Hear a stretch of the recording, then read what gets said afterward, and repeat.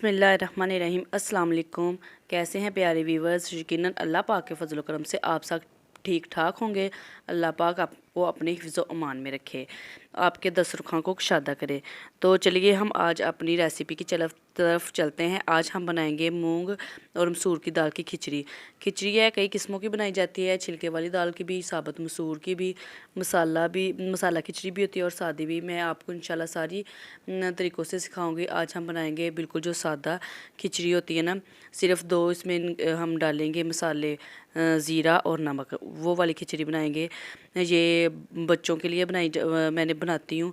ये बूढ़ों के लिए भी बहुत बेहतर होती है और जो बीमार हों उनके लिए तो बहुत ही मुफीद है। और अगर आपका पेट भी ख़राब हो फिर भी आप इस खिचड़ी को इस्तेमाल कर सकते हैं।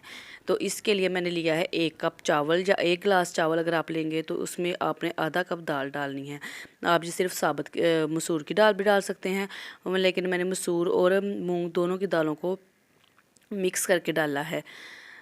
अब इनको मैंने अच्छे तरीके से भिगो लिया है। अगर आपके पास टाइम हो तो आप ज़्यादा वक्त के लिए भिगो लें। मैंने सिर्फ इनको 15 मिनट के लिए भिगोया था। भिगोने के बाद आपने जितने हमारे पास 1 कप चावल था, आधा कप दाल का था, तो मैंने लिए हैं 3 गिलास पानी के, उसी गिलास से।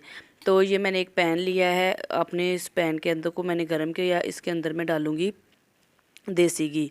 देसी घी से आप बना के देखें, इसकी खुशबू बहुत अच्छी होगी, इसका जायका बहुत मुनफरिद आएगा। तो मैंने इस देसी घी को जब ये गर्म हुआ है, 1 चम्मच, 1 टीस्पून जो है ना, छोटा चम्मच वो डाला है ज़ीरे का। जब ज़ीरा हमारा ज़रा कड़कड़ाएगा तो हम इसमें डाल देंगे अपनी दाल को हम 2 से 3 मिनट अच्छे तरीके से भून लेंगे। दाल को ये जो हमारी वो बर्तन के साथ लगी हुई है ना, अच्छे तरीके से इसको साफ़ कर लें। कोई भी चीज़, खाने वाली चीज़ अज़्ज़ा को ज़ाया ना किया करें। और खाने की रिज़्क़ की कदर के, रिज़्क़ अल्लाह का ताला आपके उतने ही रिज़्क़ में इजाफ़ा करेगा। तो ये हमने अपनी दाल को अच्छे तरीके से अब भूनना है। इसमें मैंने डाला है नमक, 1.5 टीस्पून मैंने इसमें अपना नमक ऐड किया है। अब मैंने इसको दाल को अच्छे तरीके से भूना है। अब मैं इसमें डाल दूँगी पानी। पानी के लिए आप इसमें 4 गिलास पानी भी डाल सकते हैं अगर आपको ज़्यादा नरम चाहिए। अदरवाइज़ मैंने इसमें 3 गिलास और आधा गिलास, मतलब कि 3.5 गिलास पानी के ऐड किए हैं। अब पानी पे ऐड किए हैं। अब इसको मैंने ढक दिया है। तो ढक के ना, जब ये इस तरह बॉइलिंग पॉइंट पे आ जाए ना, तब आपने इसको क्या करना है, इसका ढक्कन हटा देना। अदरवाइज़ जो इसका पानी उबलेगा, बाहर निकलेगा और ये जो हमारी दाल का सारा इसमें जायका, विटामिन्स जो ज़ाया हो जाएंगे। हमारा घी जो इसमें डाला वो सारा वेस्ट हो जाएगा और सारा मैस भी हो जाएगा जब पानी बाहर आएगा। तो इस तरह जब ये बॉइलिंग पॉइंट पे आता है तो फिर हम इसमें डाल देंगे चावल डालने के बाद हमने इसको ऐसे ही ऊपर ढक्कन नहीं देना, ऐसे ही पकाएंगे क्योंकि इसका पानी उबलता है। ज़्यादा पानी होता है ना, ये चावल और जो दाल है वो अच्छे तरीके से फूल जाएंगे और नरम हो जाएंगे। ये पानी को जज़ब करेंगे अपने अंदर, पानी में अच्छे तरीके से पकेंगे और ये बहुत ही इस तरह से मज़ेदार जो है ना खिचड़ी हमारी तैयार हो जाएगी। जब देखें इस तरह से आपका पानी खुश्क हो रहा है, हल्का सा पानी रह गया, तो आपने इसको ढक देना है।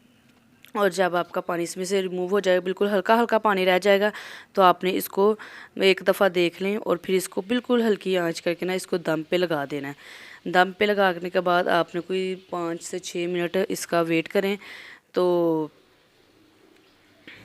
ये देखें हमारी खिचड़ी माशाल्लाह से नहायत ही मज़ेदार खिचड़ी जो है, बिल्कुल सादा, ना इसमें ज़्यादा स्पाइसेस हैं, सिर्फ मैंने नमक और ज़ीरा ऐड किया है। अगर आप चाहें तो 1 साबुत हरी मिर्च भी डाल सकते हैं अगर आपको थोड़ा सा स्पाइसी चाहिए। अदरवाइज़ जो स्पाइसेस वाली होती है वो खिचड़ी अलग उसका मेथड होता है। तो ये देखें हमारी बिल्कुल मज़ेदार सादा सी खिचड़ी, बच्चे इसको बहुत शौक़ से खाते हैं और इसमें देसी घी डाले, उसका अलग आपको जायका और खुशबू आएगी। इसको हम एक प्लेट में निकाल लेंगे और ठंडी करेंगे। ठंडी करने के बाद ये देखें, ना तो ज़्यादा पतली है, इसमें ज़्यादा पानी नहीं है और ना बहुत ज़्यादा सख्त है। बिल्कुल खिचड़ी का जो लेवल होता है उसके मुताबिक है। ये अब आपकी मर्ज़ी पर डिपेंड करता है। अगर आपने पतली पसंद है तो आप इसको और पानी डाल कर नरम कर लें। तो आपका मेरी वीडियो को देखने के लिए बहुत ज़्यादा शुक्रिया। अल्लाह हाफिज़।